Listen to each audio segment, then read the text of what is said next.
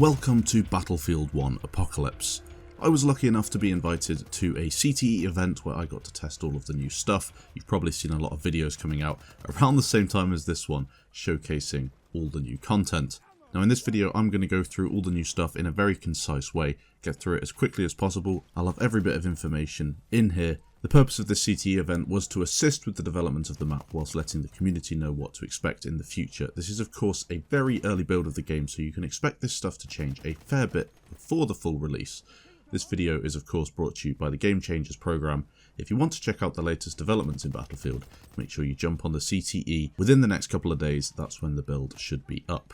Now starting off, we had 3 maps to test. The first one we got to play on was called Passchendaele. A bit of historical context: the Battle of Passchendaele, also known as the Third Battle of Ypres, was a battle of the First World War fought by the Allies against the German Empire. The battle took place on the Western Front from July to November 1917 for control of the ridges south and east of the Belgian city of Ypres in West Flanders. In the official history, Brigadier General J.E. Edmonds put British casualties at 244,000 and wrote that the equivalent German figures were not available, estimating German losses at 400,000. This has since been shown to be nearer 200,000, however that is still a huge amount of casualties. The map itself was a lot of fun and really captured that World War I feeling, even though the textures were not completed and the map was still very much in early access, a white box environment. There were still some issues that will certainly be sorted out before the full release, the main one being the balance. However, the overall gameplay was smooth and dynamic, something that we haven't seen a whole lot on other Conquest maps. The gameplay was infantry focused, with only a Mark V tank available on either side. This is a similar setup to what we saw on the Russian DLC maps, and I believe it's a good move. Vehicle gameplay is very fun in Battlefield, but trying to find a balance between both vehicle and infantry is clearly difficult. Keeping it simple with the majority of gameplay focused on infantry is not only more historically accurate, but also more enjoyable for the players. Some flag assets were shared from previous maps, however it is not really that noticeable, and if anything it means the developers can focus on other aspects such as the balance.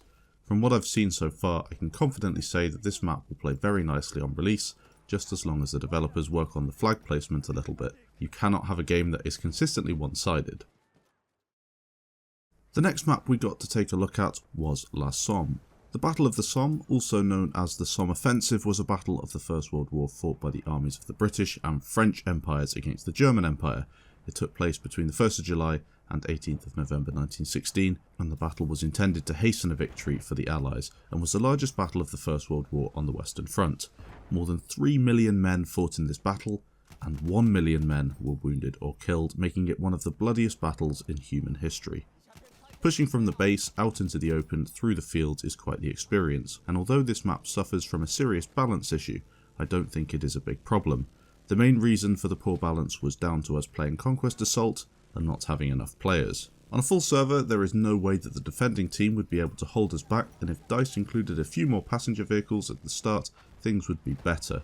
You need to be able to get out of the base and cap some flags within the first few minutes of the round starting. The tanks are very powerful, and I don't think that there is a need for 2 per team. 1 would be sufficient. They're also very slow, meaning they can't get from flag to flag and cap stuff. They're more sitting back and shooting infantry, which is something we saw on some of the previous maps such as Galicia.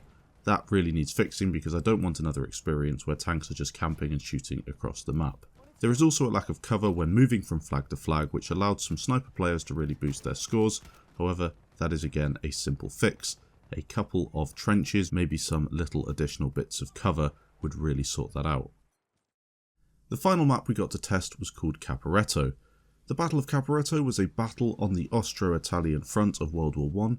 The battle was fought between the Entente and the Central Powers and took place from the 24th of October to 19th of November 1917. The battle saw enormous losses to the Italians. 10,000 were killed, 30,000 wounded, and 265,000 were taken prisoner. Most of these soldiers surrendered willingly due to the harsh disciplinary regime they were subject to.